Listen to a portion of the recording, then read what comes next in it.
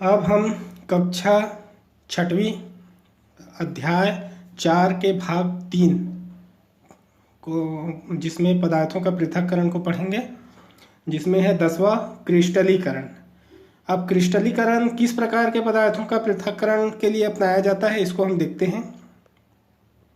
देखिए, नीला थोथा का क्रिस्टलीकरण इस प्रयोग में किया जाएगा। देखते हैं क्रियाकलाप में क्या क्या सामान चाहिए हमारे पास। बीकर, कांच का छड़, त्रिपाद स्टैंड, तार की जाली, स्पिरिट लैम्प, कीप, नीला थोथा जिसको कॉपर सल्फेट बोलते हैं, और छन्ना कागज के साथ में पानी। ठीक है, यहाँ पर आप देख ले सकते हैं नीला थोथा और नीला थोथा का विलयन यहाँ पर है। अब विधि को हम समझने का प्रयास करेंगे। एक बीकर को पानी से 1/4 भरे, वो बीकर है 1/4 भरा हुआ, उसमें धीरे धीरे नीला थोथा डाले तथा कांच की छड़ की सहायता से हिलाते जाए। क्यों हिलाते जाए? ताकि अच्छे से घुल जाए। विलियम को गर्म कर कुछ और मात्रा में नीला थोथा मिलाए। नीला थोथा तब तक मिलाए जब तक उसमें और अधिक नीला थोथा घुलना बंद न हो जाए। मतलब ये है कि जब तक घुलता रहेगा डालते जाइए, जब घुलना बंद हो जाए तो उसको अब नीला थोथा डालना पानी में बंद कर दीजिए। इस गर्म विलयन को छन्ना कागज की सहायता से छानकर अशुद्धियां दूर करें। अब उसे ठंडा करने के लिए रख दे। थोड़ी देर बाद आपको बीकर की तली में शुद्ध नीला थोथा के क्रिस्टल दिखाई देंगे। यह क्रिया क्रिस्टलीकरण कहलाती है। अब इसे छान लें। ठीक है, छान लेंगे। अब तो क्या होगा,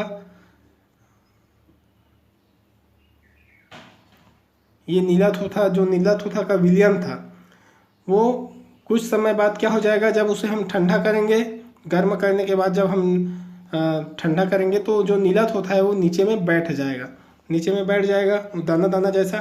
तो हम क्या करेंगे, छन्ना पत्रक से या जो छानने का जो भी हमारे पास कागज है, छन्ना कागज, उससे छान लेंगे और हमारा नीला थोथा हमारा क्रिस्टलीकरण का मतलब होता है वो दाने जैसा बन जाना। ठीक है, दाने जैसा नहीं बनता तो क्या है, वो छन्ना कागज से भी पार हो जाता है और हम उसको अलग नहीं कर पाते। लेकिन इसमें क्रिस्टल जैसा हो गया, तो अब छाने तो कागज के ऊपर में ये सब रुक गया और उसको हमने अलग कर लिया। ठीक है, अगला विधि है आसवन। आसवन क्या होता है देख लेते हैं इसको। नदी, नालों, समुद्र आदि से पानी का वाष्पीकरण होता है। यह वाष्प हल्की होने के कारण ऊपर उठती है तथा ठंडी होकर छोटी छोटी बूंदों के रूप में बादलों का निर्माण करती हैं, जो बड़ी बूंदों के रूप में रूपांतरित होकर वर्षा के रूप में पृथ्वी में वापस आती है। यही जल चक्र है। इस क्रिया में जल का आसवन होता है। आइए इसे हम क्रियाकलाप द्वारा समझें। ठीक है, मतलब क्या होता है पहले मैं बता देता हूँ। जैसे नदी देखते हैं, समुद्र देखते हैं, ये सब में क्या होता है, भाप बनकर पानी जो है ऊपर उठता है। ऊपर उड़ने के बाद भाप कब बनता है, जब वो हल्का हो जाता है ना, मतलब गर्मी के कारण, जो गर्म होने से वो हल्का होने के कारण ऊपर में उड़ता है छोटे छोटे बूंद के रूप में।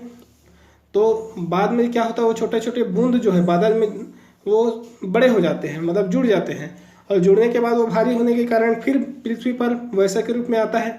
तो नीचे से पृथ्वी से जाना, बादल बनना, फिर वापस पृथ्वी पर आना, ये जो है वो जल चक्र कहलाता है। इसको हम एक क्रिया, अब ये होते हुए तो हम पूरा देख नहीं सकते है ना, प्राकृतिक घटना एक बहुत बड़ा, तो हम इसको क्रियाकलाप के रूप में छोटे रूप में देख सकते हैं। देखिए कैसे होगा। नीचे में स्पिरिट लैंप है पानी को गर्म करने के लिए, और ये त्रिपाद स्टैंड है, उसमें हम जाली लगा दिए ताकि रखा जा सके। कोनिकल फ्लास्क यहाँ पर रखा हुआ है, पानी भरा हुआ।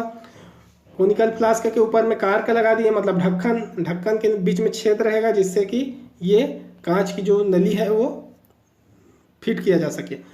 अब ये जो नली है ये यहाँ आके दूसरा वाला जो परख नली है, परख नली में जुड़ा हुआ है, और परख नली जो है एक बीकर में रखा हुआ है, और परख नली के बाहर और बीकर के अंदर ये क्या है जो दिख रहा है, वो बर्फ है, बर्फ का टुकड़ा है।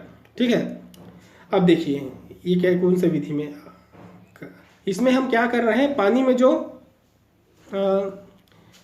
गंदगी घुला हुआ है उसमें, मतलब गंदगी कह सकते हैं, नमक वगैरह जो भी घुला रहता है, तो वो पीने के लायक रहते हुए है, फिर भी उसको शुद्ध जल नहीं कहते हैं। तो हमको अशुद्ध जल या शुद्ध जल प्राप्त करना है तो ये आसवन विधि का उपयोग करेंगे। देखिए, या वैसा का जो पानी होता है वो अशुद्ध जल होता है, शुद्ध होता है। ठीक है, हालांकि हवा में जो गंदगी है उसमें थोड़ा बहुत मिल जाने से वो भले थोड़ा बहुत अशुद्ध हो जाएगा लेकिन उसको अशुद्ध जल माना जाता है। तो मान लो ये जो कोनिकल फ्लास्क में जो पानी है वो अशुद्ध जल है या अशुद्ध जल नहीं है, तो क्या होगा, यहाँ स्पिरिट लैंप को जलाएंगे तो यहाँ कोनिकल फ्लास्क का पानी क्या होगा, उबलेगा। उबलेगा मतलब भाप के रूप में ऊपर उड़ेगा। तो ये नली से होते हुए, कांच की नली से होते हुए यहाँ आएगा, भाप उड़ रहा है ना इस नली के माध्यम से। यहाँ जो आ रहा है ये ऐसा होता हुआ वो क्या है, भाप है इस नली से। अब यहाँ पर ये क्या है, बीकर है, और ये छोटा अंदर में जो है वो क्या है, ये वाला ये परख नली है। तो ये परख नली में खुदा हुआ है ना, जो कांच की नली आया वो यहाँ तक, परख नली में यहाँ तक आया है। अब ये बर्फ होने के कारण, ये बीकर में बर्फ होने के कारण चारों तरफ का वातावरण कैसा, ठंडा है। तो जैसे ही भाप किसी ठंडा वातावरण में आता है तो जो छोटे छोटे कण होते हैं पानी के, वो बड़े कण में बदल जाते हैं, और बड़े कण होता है मतलब वो पानी का बूंद बन जाता है। तो ये जो वाष्पीकरण हुआ, संघनन हुआ है ना, मतलब ठंडा हुआ, तो भाप का पानी के बूंद के रूप में नीचे गिर गया। तो ये परख नली में धीरे धीरे क्या होगा, फिर पानी भरता जाएगा। ठीक है, तो ये जो पानी भरा भाप बन के आया और बाद में पानी बना, वही अशुद्ध जल होता है। क्योंकि देखिए अशुद्ध जल क्यों प्राप्त हुआ, इसमें गंदा जल था, लेकिन जो वाष्पीकरण है, भाप बनना, वो भाप बनने की क्रिया केवल पानी में होता है, वो क्षमता। ये गंदगी नहीं बन सकता भाप, है ना, इसलिए गंदगी यहीं पर उबलता रहेगा, लेकिन वो भाप बन के इस परख नली के माध्यम से नहीं जा सकता। परख नली के माध्यम से केवल कौन जाएगा, केवल पानी जाएगा। तो लास्ट में जो पानी यहाँ पर प्राप्त हुआ वो कौन सा है, अशुद्ध जल है। ठीक है, आगे हम देखते हैं, और ये है ऊर्ध्वपातन। ठीक है, ऊर्ध्वपातन किसे कहते हैं, पहले तो विधि इसका सामग्री देख लेते हैं। पोर्सिलीन की प्याली, गर्म करने का साधन, कांच की कीप, त्रिपाद स्टैंड, तार की जाली, है ना, रुई, नमक और नौसादार, जिसको अमोनियम क्लोराइड भी कहते हैं। इसको पढ़ते भी जाना है और चित्र को भी देखना है। ठीक है, ये पहले चित्र मैं दिखा देता हूँ, इस तरीके से है ये स्टैंड है, और त्रिपाद स्पिरिट लैंप है, ये जलता है जो, और जो त्रिपाद मतलब 3 पैर वाला ये स्टैंड है। ऊपर में क्या लगा हुआ है, जाली लगा हुआ है, जाली के ऊपर में पोर्सिलीन की प्याली है। पोर्सिलीन की प्याली मतलब आप आकार को देख लो, इस तरह के आकार का, और नमक व नौसादार का यहाँ पर मिश्रण इसमें घुला हुआ है। ठीक है, मिश्रण है समझ लो, नमक दोनों का एक में, मतलब छोटे छोटे कण के रूप में मिश्रण हो चुका है वो। ठीक है, अब ये उल्टा कीप यहाँ पर रखे हैं हम, और ऊपर में क्या है, रुई का प्लग है। रुई का प्लग क्यों है, ताकि ऊपर से जो कुछ भी गैस वैस ना निकल पाए। अब क्या होगा इसको देखते हैं। ठीक है, प्याली में थोड़ा नमक और नौसादार का मिश्रण लीजिए। ये जो प्याली दिख रहा है इसमें बोला जा रहा है ना, इस मिश्रण को कांच की कीप उल्टा कर, ये जो कीप है वो किसका बना हुआ है, कांच का है। ठीक है, उल्टा कर ढक दीजिए। कीप की नली में रुई लगाकर इसे बंद कर गर्म कीजिए, है ना। ये तो रुई से हमने बंद किया और यहाँ नीचे से क्या किया, इसको गर्म कर रहे हैं। अब क्या करने बोल रहे हैं, मिश्रण से सफ़ेद धुआं निकलने लगेगा। ठीक है, जो मिश्रण है ये वाला मिश्रण, ये इससे यहाँ पर ऊपर की ओर सफ़ेद वाला धुआं निकलेगा। ठीक है, आप प्याली को गर्म करना बंद कर दे। कुछ समय पश्चात कीप की भीतरी सतह पर नौसादार की वाष्प ठंडे होकर कणों के रूप में जम जाएगी और प्याली में नमक शेष रह जाएगा। ठीक है, तो नौसादार क्या होगा, यहाँ से नौसादार ये जो कीप है, कांच की कीप, ये वाला कीप, इसमें जम जाएगा। छोटे छोटे मतलब पहले वाष्पीकृत हुआ, यहाँ पर था ये, है ना, नौसादार और नमक। तो नौसादार वाष्प बन के ऊपर उड़ने लगा, तो उड़ने लगा तो ऊपर का तो रास्ता बंद है, तो क्या होगा, ये पूरा कीप में यहाँ पर आंतरिक भाग में जम जाएगा, छोटे छोटे कण के रूप में वो बैठ जाएगा। ठीक है, यही इसका विधि था। ठीक है, तो क्या ये किस सिद्धांत पर कार्य करता है, साधारणतः पदार्थ जैसे बर्फ, मोम आदि गर्म किए जाने पर ठोस अवस्था से द्रव अवस्था में और द्रव अवस्था से गैसीय अवस्था में बदलता है। ठीक है, बात समझे ना। जैसे पानी है, पानी को गर्म करोगे तो वो क्या, बर्फ मान लेते हैं, बर्फ ठोस अवस्था में, बर्फ को गर्म करोगे तो सीधा गैस या भाप नहीं बनता है। गर्म करोगे तो पहले वो क्या बनेगा, पानी मतलब द्रव बनेगा, उसके बाद फिर गर्म करोगे तो पानी क्या बनेगा, गैस या भाप बनेगा। मतलब ठोस अवस्था से कोई भी पदार्थ पहले द्रव होता है तब गैस होता है, लेकिन इसमें क्या हुआ, इसमें उल्टा हो गया।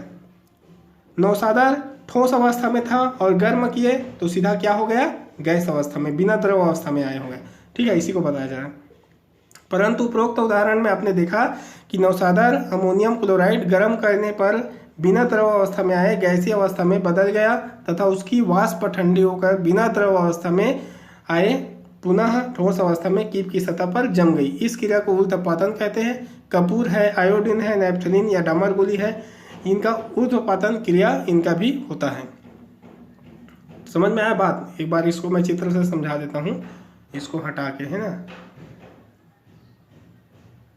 देखिए इसको हटा देते हैं, इसको अब फिर से बता रहा हूँ मैं। देखिए क्या हुआ, यहाँ पर नमक और जो नौसादा है उसका मिश्रण था, तो नमक तो कुछ नहीं हुआ गर्म करने पर, नौसादा लेकिन क्या हुआ, ठोस अवस्था में था, वो द्रव नहीं हुआ, पिघला नहीं, सीधा क्या हुआ, वो गर्म होते ही छोटे छोटे कण के रूप में वाष्पीकृत होके यहाँ उड़ने लगा। अब क्योंकि यहाँ कीप लगा है और ऊपर में रुई लगा हुआ है तो बाहर निकल नहीं पाएगा, तो क्या हुआ, आंतरिक भाग में सब चिपक के सूख गया। ठीक है, सूख गया कहने क्या मतलब है, यह तो ठोस से सीधा भाप बना और भाप से फिर ठोस कण के रूप में बन गया, तो इसमें द्रव अवस्था का कोई रोल नहीं है। तो ऐसा होना, ठोस से गैस और गैस से ठोस होना क्या कहलाता है, ऊर्ध्वपातन कहलाता है। ठीक है, और किसका किसका ऐसा होता है, कपूर का, आयोडीन का और नैप्थलीन या डामर गोली का भी ऊर्ध्वपातन किया जाता है। ठीक है, तो अब हम पढ़ते हैं एक से अधिक विधियों के प्रयोग से पृथक्करण, है ना। एक से अधिक विधि, जितने विधि हमने हर एक विधि में एक एक का पृथक करने के बारे में पढ़ा है, लेकिन कुछ कुछ ऐसे भी मिश्रण होते हैं जिसको एक विधि से पृथक नहीं किया जा सकता, उसके लिए 2 या 3 विधि भी अपनाना पड़ता है। ठीक है, जैसे अभी तक हमने 2 अवयवों वाले मिश्रण को किसी एक विधि के प्रयोग करके पृथक किया है। यदि किसी मिश्रण में 2 या अधिक अवयव हो तो उन्हें पृथक करने के लिए पृथक्करण की एक से अधिक विधियों का उपयोग किया जाता है। आइए लौह चूर्ण, रेत तथा नमक के मिश्रण को पृथक करें। ठीक है, अभी मिश्रण किसका है, लोहे का छोटे छोटे कण, उसमें रेत मिला है और उसमें नमक मिला है। केवल रेत और लोहा होता तब तो हम क्या किससे अलग करते हैं, चुंबक से, लेकिन इसमें नमक भी मिला हुआ है, तब अब कैसे करेंगे, तो उसके लिए हमको इस विधि का उपयोग करना पड़ेगा।